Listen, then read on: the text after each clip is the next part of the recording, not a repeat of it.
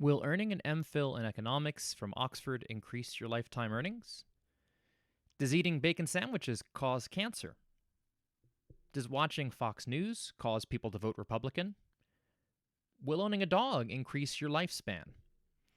Each of these questions concerns the causal effect of a treatment D on an outcome Y. While the terminology treatment evokes a medical trial, we'll use the term much more broadly to refer to any variable D whose causal effect we hope to learn. So for us, a treatment could be earning an MPhil, eating bacon sandwiches, watching Fox News, or even owning a dog. We'll mainly focus on the case where D is binary, either 0 or 1.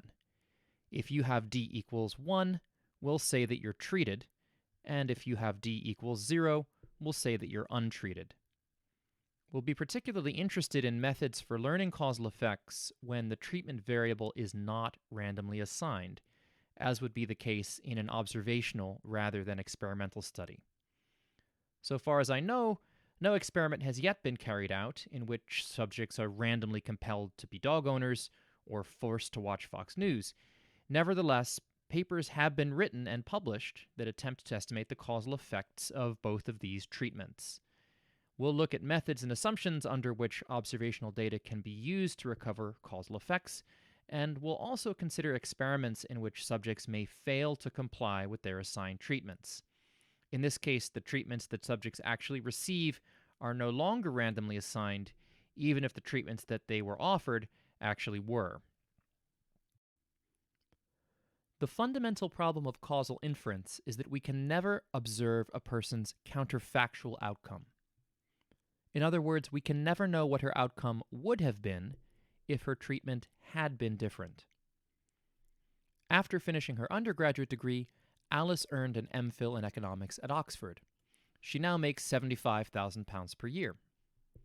Would she still have earned as much if she'd gone straight to work after finishing her undergrad degree? Barry was a vegetarian, so he never ate bacon sandwiches. He lived to the ripe old age of 90 and died in a hang gliding accident, having never developed cancer. If Barry had eaten bacon sandwiches every day of his life, would he instead have died of cancer at the age of 50? Donald watches Fox News 10 hours a day and always votes for the Republican candidate. If he hadn't watched Fox News, would he instead vote for the Democrats? A counterfactual is a within-person comparison. It asks how a given person's outcome would have been different if her treatment had been different. Because we can never observe the same person in two different treatment states, we can never actually make this comparison. Instead, we'll develop methods and assumptions that allow us to substitute it with a between-person comparison that we can actually make.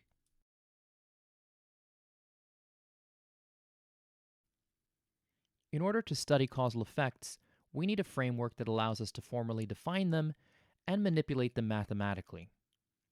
Following the bulk of the treatment effects literature, we'll adopt the potential outcomes framework, also known as the Neyman-Rubin causal model. With each person, I, we'll associate a pair of potential outcomes, yi0 and yi1. These are precisely the counterfactual outcomes that I discussed earlier. Suppose, for example, that Alice is person I. Then yi0 is her wage if she doesn't earn the MPhil in economics at Oxford, and yi1 is her wage if she does. Even though we can never observe both yi0 and yi1 for the same person, we can still imagine that there's a fact of the matter regarding what Alice's wage would have been in a parallel universe where her treatment had been different.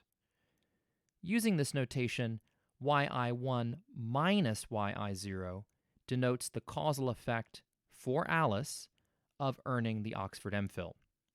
This need not be the same as the causal effect for Bob of earning an Oxford MPhil, or indeed the same as the causal effect for anyone else. In other words, we'll allow for the possibility that treatment effects vary across people.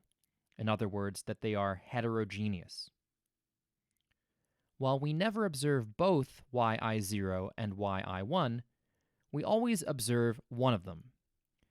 If Alice is treated, Then we observe yi1. Otherwise, we observe yi0. We can express this as follows, where yi is person i's observed outcome, and di is an indicator that equals 1 if she was treated and 0 otherwise. Implicit in this equation and the potential outcomes notation that we've adopted is a very important assumption that we're going to maintain throughout these videos. It's called the stable unit treatment value assumption. This requires that Alice's outcome depends only on her own treatment and not on the treatments of anyone else. This is a very strong assumption, and it's easy to think of settings where it doesn't hold.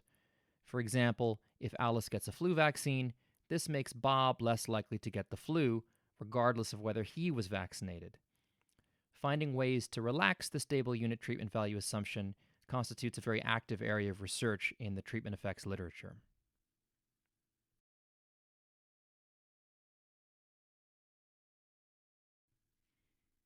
Thus far, our notation has used lowercase letters.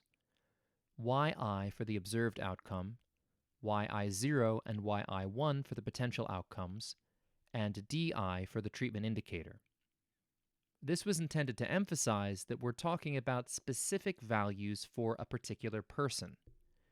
There is in principle nothing random about whether or not Alice earned an MPhil from Oxford, her observed wage, or even her potential wages under these two possible treatment states. Randomness only enters when we view Alice as a member of some population from which we draw a random sample, or indeed in a randomized controlled trial if we were to randomly assign her treatment. From this point onwards, we'll stop thinking about the values for a particular person, and instead we'll think about random variables that represent the notion of randomly drawing someone from a population of interest. Capital Y represents the observed outcome for a randomly selected person from the population of interest, whereas Y0 and Y1, both capital letters this time, denote the corresponding potential outcomes, and capital D, the corresponding treatment indicator. We obtain an expression almost exactly the same as the one from before, this time with capital letters. The observed outcome depends on the potential outcomes and the treatment indicator. When treatment effects are heterogeneous, every person in the population could have her own unique causal effect, yi1 minus yi0. Collecting the individual treatment effects for each person in our population of interest gives rise to a distribution of causal effects. Using the random variables we've just defined, we can represent this distribution using the difference capital Y1 minus capital Y0. If this were simply a constant, in other words, if treatment effects were homogeneous, then asking whether D causes Y would be the same thing as asking if the difference, capital Y1 minus capital Y0, is equal to 0.